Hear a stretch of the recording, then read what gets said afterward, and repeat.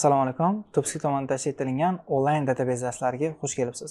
Demak, bugungi darsimiz sizlar bilan user defined functions haqida gaplashib chiqar ekanmiz. Xo'p, PostgreSQLda function yoki prosedura yozish imkoniyatimiz bor. Bu xuddi boshqa dasturlash tillari kabi metodlar yozishga o'xshaydi va agar bizda return type bo'ladigan bo'lsa, oxirgi so'rovimiz natijasi select, update, insert yoki delete bo'lishi kerak. Endi boshqa dasturlash tillarida logik yozadigan bo'lsak, bundagi funksiyalarning ichida querylar yozamiz. Ya'ni querylarni bir nechta ketma-ketligini bajarish uchun funksiyalar hosil qilsak bo'ladi. Xo'p, SQL functionni ikki xil usulda yozishimiz mumkin. Ya'ni ikki xil usul deganimda badiiy qismini. Birinchisi create function funksiyaning nomi return type belgilanadi hamda as deb turib ichida yozilgan querylarni single quotes bilan, ya'ni bittalik qo'shtirnoq bilan belgilashimiz mumkin hamda ichida o'zimizga kerakli bo'lgan bir nechta querylar ketma-ketligini yozishimiz mumkin yoki dollar sign bilan belgilashimiz ham mumkin. Ana endi bunaqa single quotes bilan belgilagan bo'lsak, ichkarida nimadir string oladigan bo'lsak, unda sal biroz chalkashmovchilik yuzaga kelishi mumkin. Shuning uchun iloji boricha dollar sign bilan ishlatib kelsak ham maqsadga muvofiq. Xo'p, ana endi kelinglar, sizlar bilan hozir bitta funksiya yozib, qanaqa ishlashini ko'rib guvohi bo'lamiz. Ya'ni misol uchun menga aytaylik, PC'larni nechtaligini sanab beradigan bitta funksiya kerak bo'lib qoldi. Xo'p, create or replace function. Create or replace nimagaligini bildinglar, ya'ni och yoki bo'lsa o'zgartirib qo'yadigan ma'noda. Xo'p, count misol uchun PC. Count PC degan bitta funksiya yoz. Xo'p, return qiladi integer. Faqat returns qaytaradi. Integer as ana endi dollar signni ichida asosiy logikamiz ketadi hamda language SQL tilida yozilgan. Xo'p. Endi integer bo'lgani uchun so'rovimiz natijasi faqatgina bir dona integer qaytarish kerak. Select count, ya'ni hammasini sana, umumiy bitta narsa qaytaradi baribir. Xo'p. From PC. Ya'ni PC dan barcha mahsulotlarni sanab olib chiqib ber deymiz. Hamda uni ishlatadigan bo'lsam, mana misol uchun delik F5 ni bosadigan bo'lsam, mana create function muvaffaqiyatli yaratildi. Ana endi sizlar bilan shu funksionni nima qilamiz? Ishlatamiz. Select yordamida chaqirasizlar. Select va functionning nomi mana bu. Xuddi mesni chaqirgandek function chaqiramiz. Function chaqiraman hamda uni ishlatadigan bo'lsam, mana PC jadvalda 12 ta ma'lumot bor ekan. Endi shuni PC emas, misol uchun aytaylik product jadvalidan oldingman. Hamda bu yoqqa ham nimani qo'yaman? Product jadvalini qo'y deyman. Hamda bu narsani aytaman. Xo'p, F5 ni bosamiz mana. Created function.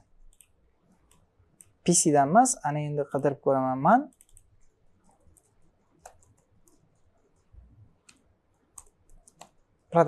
Product jadvalda nechta ma'lumotim bor deydigan bo'lsam, ko'rib turganingizdek, productda 16 ta. Demak, PC da 12 ta ma'lumot ko'rsatdi. Ana endi PC ga o'tib ko'ramiz. Xo'p, PC jadvalimizmi bu? Xo'p, ComputerDB. Xo'p, mana product 16 ta. Demak, bunisi PC jadvalimizda 12 ta ma'lumot bor ekan. Demak, query bizga to'g'ri natijani qaytarib berdi. Hop, PC da 12 ta, productda 16 ta mahsulotimiz bor ekan. Kelar, bularni yopib turamiz. Hop. Demak, funksiyalar yordamida o'zimizga kerakli bo'lgan istalgan bir ma'lumotni qaytarib olishimiz mumkin yoki istalgan bir qanaqa querylar ketma-ketligini bir nechta amalga oshirishimiz mumkin. Hop, demak, bu oddiygina SQL querylarning jamlanmasi hosil bo'lgan bitta funksiya hisoblanadi. Ana endi funksiyalarning yana bitta turi bor, ular void qaytaradigan funksiyalar. Biz void qaytaradigan funksiyalarni ko'proq prosedura deb ataymiz. Ya'ni prosedura shunchaki jarayon bajaradi, lekin bizga hech narsa qaytarib bermaydi. Misol uchun delete from car where price kichkina 10,000 dan. Hop, void qaytaradi, ya'ni qaytargan javobi bizga unchalik ham muhim emas. Hop, qatlda ishlatamiz deydigan bo'lsak, tasavvur qilinglar, biz rostdan ham shu korxonaning egasimiz hamda mana mashinalarning narxi borgan sari inflyatsiyaning hisobiga yoki boshqa narsaning hisobiga pasayib boradi. Pastlab borganda, misol uchun, manchadan past bo'lgan mashinalar avtomatik bazadan chiqarib yuboradigan holatimizda shu funksiyani kerak bo'lgan paytda chaqirib qo'yaman, o'zi ishlaydi, menga javobi muhim emas. shunchaki chiqarib yuboradi yoki ma'lum bir ishni bajaradi, shunchaki bajaradi bo'ldi. Menga javob muhim emas bo'lgan ishlarni qilishim kerak bo'lgan paytda aynan return type'ini void qilib bemalol ishlatib ketsam bo'ladi. Buni o'zingizlar ham boshqa dasturlarni yozganda bir necha holatda void ishlatilgan holatlarga duch kelgansizlar va voidni nima maqsadda va qachon ishlatishni bilasizlar, ya'ni payti kelganda ishlatib ketish kerak. Xo'p, hamma narsani o'zini ishlatilgan joyi bo'ladi. Hozir aniq example esimga kelmadi, ya'ni ish o'rnida, ya'ni mana shunga muhtojlik tug'ilgan holatda bemalol ishlatib ketaversanglar bo'ladi. Xo'p, va keyingi typeimiz record degan type bor. Record bu bir necha kolumnlarni baravar qaytarish hamda endi bu metodga qaraydigan bo'lsalar, kiruvchi parametr sifatida bir necha ma'lumotlar berilgan. Aynan kiruvchi parametrdagi ma'lumotlarni where clause'da yoki qanaqadir ma'lum bir shartlar asosida tekshirib qaytarsak bo'ladi. Va har doim esingizdan chiqarmanglar. Funksiya record qaytargani bilan bitta ma'lumot qaytaradi. O'shaning uchun limit 1 qilib qo'yamiz. Xo'p, bir necha ma'lumot qaytarib ko'ramiz hamda nima bo'lishini ko'ramiz mana. Xo'p, hozir aytaman men create function, xo'p, get pc, xo'p, kelar minimum price hamda maximum price deyman. Minimum price integer hamda max, endi min max o'zini kulchoy so'zlari bo'lgani uchun bu narsani xato ko'rsatyapti mana. Minimum price hamda maximum price ni belgiladik. Xo'p, return integer, endi returnimiz integer hamda as, ana endi queriesini yozishimizga to'g'ri keladi mana. Xo'p, demak, aytaman, undan oldin $sign bilan buni body'sini belgilash kerak hamda language SQL tilidagi funksiya degan narsani belgilab qo'yishimiz kerak. Xo'p, select all from PC where price between, xo'p, minimum price and maximum price ni berib qo'yaman. Hozirchalik shuni o'zida qolsin va xatolikni ko'rib chiqamiz mana. F5 ni bosadigan bo'lsa mana. Xo'p, max p uzr integer deb berishimiz kerak edi. Mana. F5 ni bosaman. Xo'p, get pc return. Xo'p. Uzr. Record qo'yishimiz kerak edi bu yoqqa hamda create or replace function deyman. Hamda bu narsani bir marta ishga tushiramiz mana. Function created, ana endi shu narsani chaqirishim kerak. Select, hop,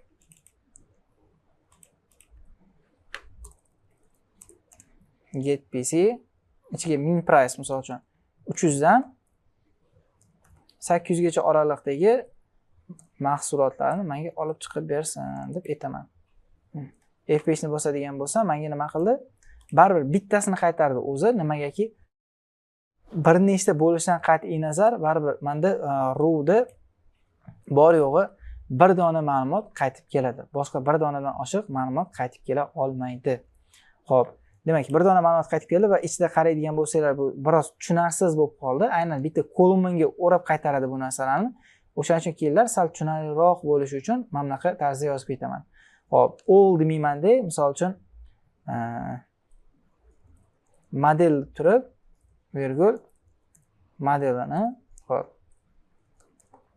price deb turib, virgul price'ini, xo'p, easy deb turib, easy'sini, ya'ni yozuv, qiymat yozuv, qiymat sifatida chiqadigan qilib, mana mana shunaqa berib qo'yaman o'zim tomonidan. Xo'p, price berildi hamda RAM.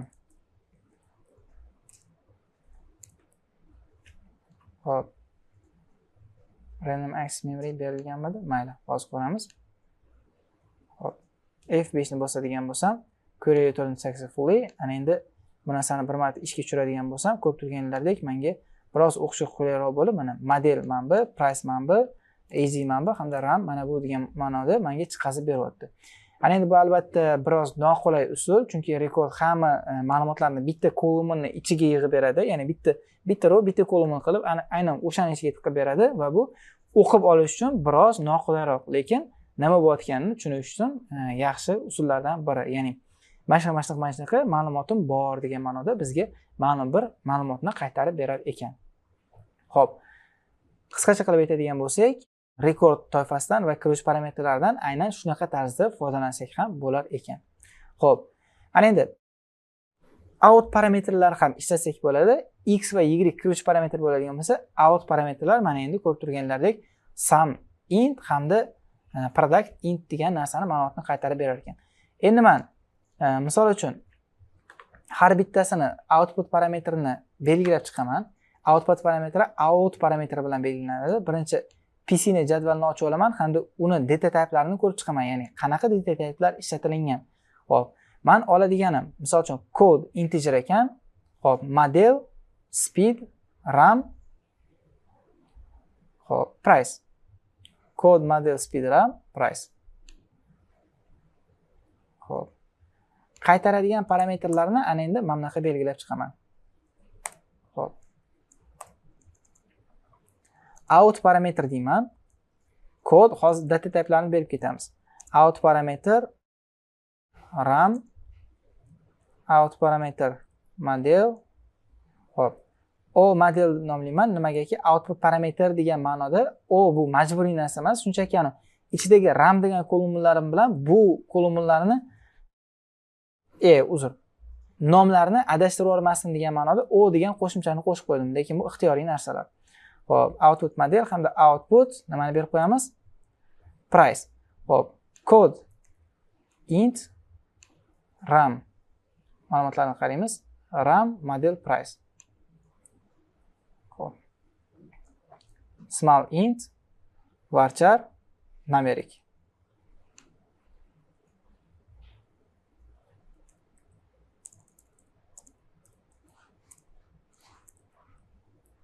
Small int varchar hamda bu bizda numeric. Xo'p, berdik. Hamda buni bitta nima qilamiz? Qaytadan aytadigan bo'lsam, demak out degan narsani ko'rib, yo'q. Mana bu yerda nima qolib ketgan? Bu narsa qolib ketgan. Endi selectga xuddi shu narsalarni berib chiqishimiz kerak. Xo'p. Birinchi bo'lib kodni ol, keyin RAMni ol, modelni ol hamda price'ni ol deb mana shu ketma-ketlik bo'yicha berib qo'yaman hamda ana endi bitta refresh qilib buni ishlatib yuboramiz. Xo'p. Refresh qiladigan bo'lsam, xo'p. Return type mismatch in function declared to return record. Xo'p. Returns misol uchun buni nima qo'yilgan ekan? Xo'p. Return type qo'yilmagan. Olib tashlaymiz. Shunchaki bu narsani nima qilishimiz kerak? Ishlatib yuborishimiz kerak. F5 ni bosadigan bo'lsam, xo'p, function final statement returns too many columns. Demak, final resultimizda juda ko'p kolumni qaytarib olamiz. Code, RAM, model hamda price from PC limit bir deb qo'yaman.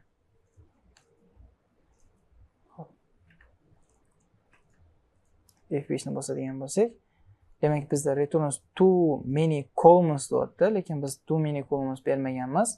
Faqatgina code, RAM, model hamda price ni berib qo'yganmiz. Xo'p. Demak, output code integer small int varchar numeric hammasi joyida.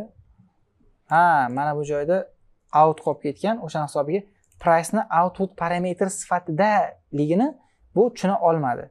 Ya'ni 3 ta output parametr tutdi, lekin biz bu yerda nima qilganmiz? 4 ta output parametr yozganimiz uchun bu output parametrlar yetarli emas degan ma'noda aytdi. Ana endi cannot change return type of existing function. Shuning uchun bu narsani get pc by price degan yangi bitta nima qilamiz? Mes yozamiz mana. Endi funksiya hosil bo'ldi. Bu funksiyani sizlar bilan chaqirib ishlatishimiz qoldi xolos. Hop, nomini olaman.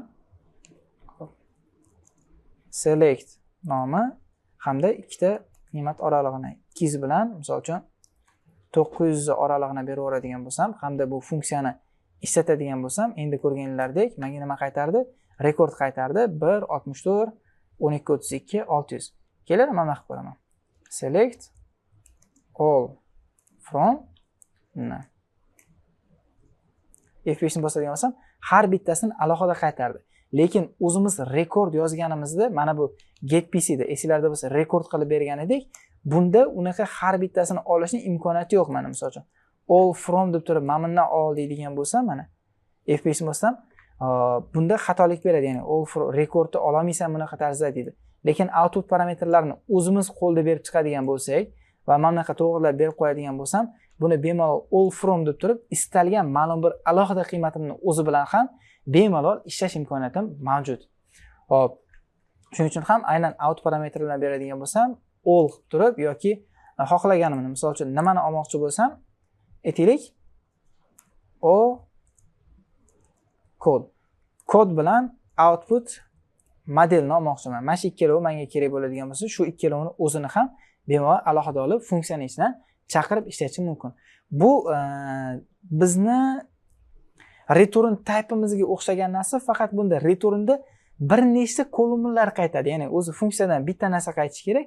Bunda out parametr bilan bir necha ma'lumotlarni qaytarib bersanglar bo'ladi. Misol uchun Java'da ma'lum bir message yozdik, u int qaytarsa faqat integer qaytaradi, string qaytarsa faqat string qaytaradi. Lekin databaseda output parametr bilan bergan ma'lumotlaringlar nechta output beradigan bo'lsalar, o'shancha outputda ma'lumot qaytarib olish xususiyatiga ega hisoblanadi bu.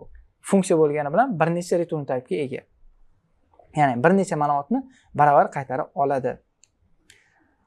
Xo'p, ana endi kelinglar, limitni olib tashlab aytaman. Xo'p, mana limitni olib tashlasak, nima bo'lishini ko'rib chiqamiz hozir sizlar bilan. F5 ni bossam, xo'p, ana endi buni olib tashlaydigan bo'lsam, ko'rganlaridek faqat bittani qaytardi. Umuman olib qaraganda har qanaqa funksiyadan bitta row qaytadi, bir necha kolumnlarni qaytarib beradi. Hozir men bunga limitni qo'ymaganim bilan bu menga bir necha kolumnni topadi o'zi aslida. Lekin hech qanaqasiga bir necha kolumnni menga chiqarib bera olmaydi mana. Xo'p. Endi buni query'ni ishlatib ko'rish kerak. Ya'ni 200 bilan 900 ni bergan bo'lsam, xuddi shu query'ni o'zini ishlatganimda qanaqa ma'lumot chiqardi ko'ramiz. Misol uchun 200 hamda 900 ni bergan bilan bir xil bu narsa. F5 ni bosadigan bo'lsam, o'zi mana bir nechta, ya'ni 9 ta rowni sanab berdi, lekin funksiya natijasi faqatgina bir dona row bizga qaytib kela oladi xolos. Xo'p. Demak, kommentariyaga olib qo'yib turaman. Qisqacha SQL funksiyalarini ishlash prinsipi shunaqa: output parametr, in parametr, query hamda language ni berib qo'yadigan bo'lsak, qisqacha mana shu vazifalarni bajarib beradi. Xo'p. Ana endi bu SQL ni o'ziga tegishli bo'lgan funksiyalarni ochish jarayoni edi. Ana endi sizlar bilan PL, PGSQL haqida gaplashamiz. Ya'ni language, procedural language, PostgreSQL haqida gaplashib chiqamiz. Xo'p. User defined function yozish, function ichida yaxlit bir obyektlarni hosil qilish, function ichida if, case hamda looplardan so'rovlarni amalga oshirish kabi imkoniyatlarni taqdim etadi. Ya'ni oddiy o'zimizning method ichida, misol uchun looplar ishlatardik, if else ishlatardik yoki shunga o'xshash narsalar ishlatardik. Aynan PL, PGSQL, ya'ni procedural language PostgreSQL bizga shu imkoniyatlarni taqdim etadi. Ya'ni asosiy taqdim etadiganlar looplar ishlatishimiz mumkin, if else ishlatishimiz mumkin yoki shunga o'xshagan bir qancha ma'lumotlarni hamda obyekt shaklida ma'lumotlar yig'ib ochishimiz ham mumkin. Xo'p. Ya'ni ko'rganlaringdek mana create or replace function funksiyani nomi, kiruvchi parametr yoki chiquvchi parametr bo'lsa, parametrlarni listi, return type, language PL, PGSQL, as $sign hamda declare begin end. Declare'da ma'lum bir oldindan ochishimiz kerak bo'lgan o'zgaruvchilar bo'ladigan bo'lsa, aynan o'sha o'zgaruvchilar bilan ishlashimizga imkon beradi. Ya'ni default holatdagi parametrlar, ya'ni ma'lum bir qiymatlarni ushlab turish uchun. Xo'p, begin va end o'rtasida asosiy logika jarayonlarimizni yozamiz. Xo'p. Demak, vaqtincha temporary o'zgaruvchilar mana counter, first name, last name, payment yoki shunga o'xshagan narsalarni ushlab turishimiz mumkin. Hozir buni sizlar bilan ko'rib chiqamiz. Xo'p.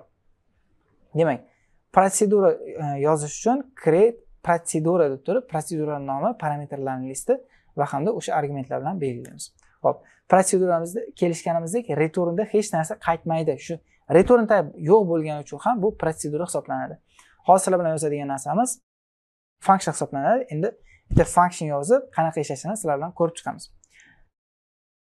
Bundan oldin kelinglar, presentationimizning bu yoqida if statement bor. If statementni ham ko'rib chiqamiz hamda nimaga bu narsalar qo'yilganligini sizlar bilan ko'rib chiqamiz mana. If condition qanaqadir true bo'ladigan bo'lsa, then statement hamda end if ni yopib qo'yishimiz kerak. Yoki nima qilishimiz mumkin? If condition then statement else holatida agar if ga tushmasa, else holatida ham qanaqadir shart bajaranib turib, keyin end if. If ni har doim yopish shart. End if bilan orasida else bo'ladimi, bo'lmaydimi? If yopilishi shart. Xo'p, yoki else if. If condition shunaqa bo'lsa, then statement else if qo'shib yoziladi. Else if condition bunaqa bo'ladigan bo'lsa, buni yop va end if.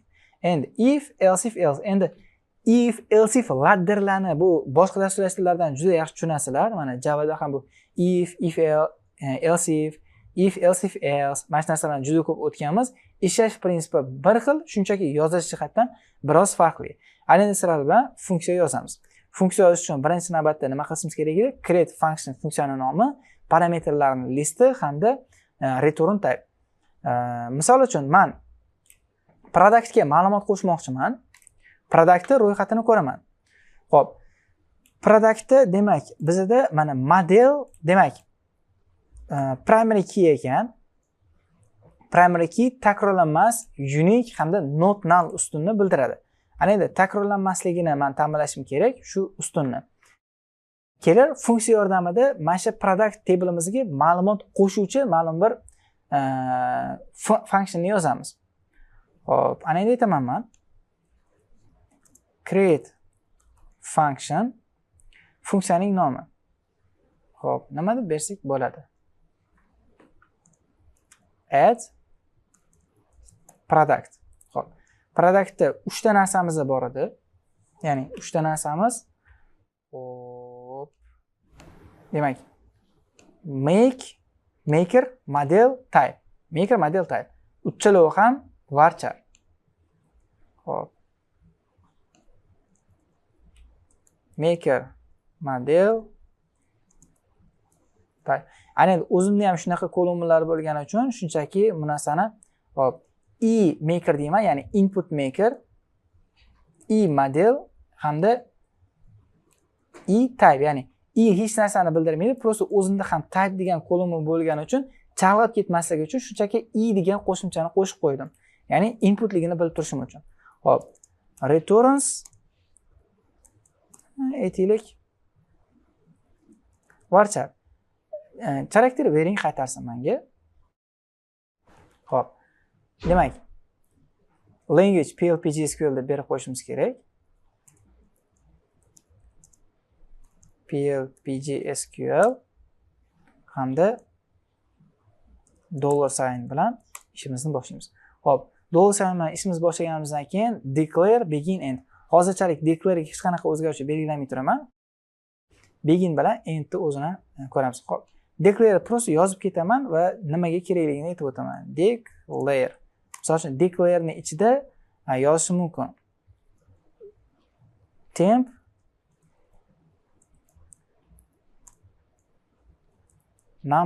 number integer deb turib belgilab o'tishim mumkin. Xo'p.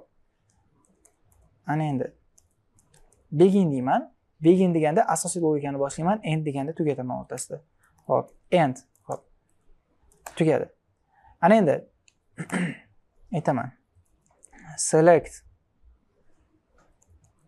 count all into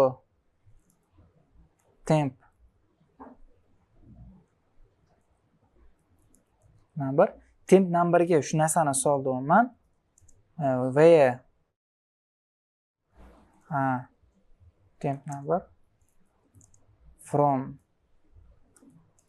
product where maker emas model teng bo'lsa model. Chunki model primary key edi, agar takrorlanib qoladigan bo'lsa hozirdan tekshirib olsin.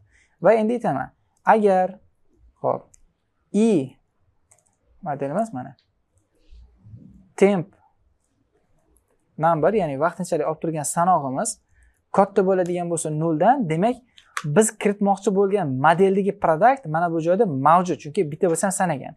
Hop, then deyman. Hop. Demak, then hop return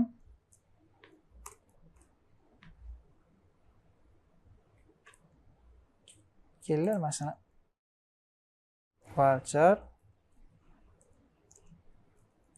varchar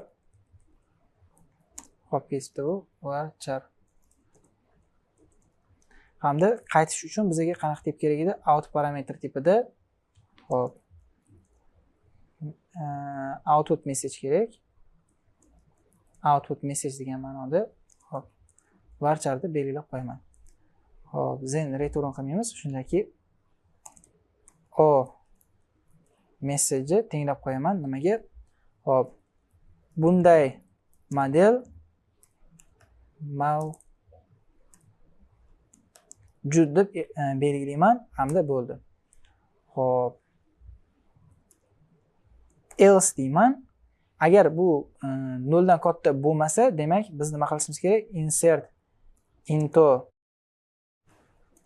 product hop values input makerni, input modelni hamda input tushunchamiz nima edi? Type. Shu ma'lumotlarni insert query'da jo'natsin hamda bu end if qilib yakunlab chiqib ketamiz. Bo'ldi. Va else ni ichiga tushgan paytda output message'ga boshqa narsani bera olishimiz kerak. Output message teng muvaffaqiyatli saqlandi degan narsani berib qo'yadigan bo'lsam, mana hop berdik hamda bu narsani nima qo'shim kerak? Bitta ishlatib o'raman. Hop, demak bizga xatolik berdi. Hop, qayerda ekan? Syntax error near mana bu joyda. Hop, eng birinchida xatolik bergan ekan, demak nima xato qildik? As qolib ketgan ekan bu yerda. As F5.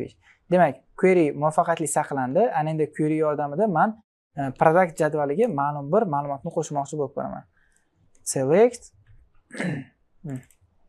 add product 3 ta ma'lumotni so'raydi bizdan. Add productga men aytib yuborishim kerak, ya'ni nima ma'lumotlarni berib yuborishimni. Xo'p, demak bu narsani vaqtinchalik kommentariyaga olib qo'yamiz hamda mana buni o'zi qolsin. Hop, birinchi men ko'raman product jadvalida nimalar bor. Misol uchun 21:12 bor ekan. 21:12 ni men ataylab qo'shib ko'rishga harakat qilaman. Birinchi bo'lib maker misol uchun y. Hop. 21:12 ni qo'shib ko'r deyman. Hop. Type misol uchun aytaylik font. Va bu narsani nima qilamiz? F5 deydigan bo'lsa, mana bunday model mavjud degan narsani keltirib chiqardi. Agar men mashina hop 22:33 ga o'zgartirib qo'yadigan bo'lsam va qaytadan ishlatadigan bo'lsam, muvaffaqiyatli saqlandi deydi. Ana endi muvaffaqiyatli saqlanganidan keyin buni tablni qaytib ko'ramiz. Select all from product. Productdan barcha ma'lumotlarni olib ko'rsatib ber deydigan bo'lsam, ko'rib turganlaridek menda nima qo'shilgan? Font degan 22:33 model bilan bu narsani qo'shib qo'ygan. Ana endi 22:34 ni ham qo'shaman. Mana 22:34 ni ham qo'shaman. Hamda uni ishlab chiqaruvchisi T. Xo'p, muvaffaqiyatli saqlandi. Ko'radigan bo'lsam, demak menga yana bitta nima qo'shilgan? Font chiqaradigan mana T maker qo'shilgan. P ni qancha qo'shishga harakat qilmasam ham baribir qo'shmaydi. Bunday model mavjud deb, mana bunaqa model mavjudligi uchun menga qaytib qo'shib bermaydi. Chunki 2234 mavjud model bo'lgani uchun bu narsani qaytib qo'sha olmaydi. Chunki tekshiruvimiz natijasi shunaqa edi. Ya'ni bu yoqda agar count qilganingdan keyin temp number 0 dan katta bo'lib ketadigan bo'lsa, bunday model mavjud deb turib, shunchaki hech nima bajarmaydi. Agar if ga tushmasa, undan keyin output message muvaffaqiyatli saqlanib turib, insert query'ni jo'natganini ko'rib turishimiz mumkin. Hop, qisqacha shunaqa bemalol logika yordamida funksiya hosil qilib, bu narsani ishlatsak bo'lar ekan. Hop.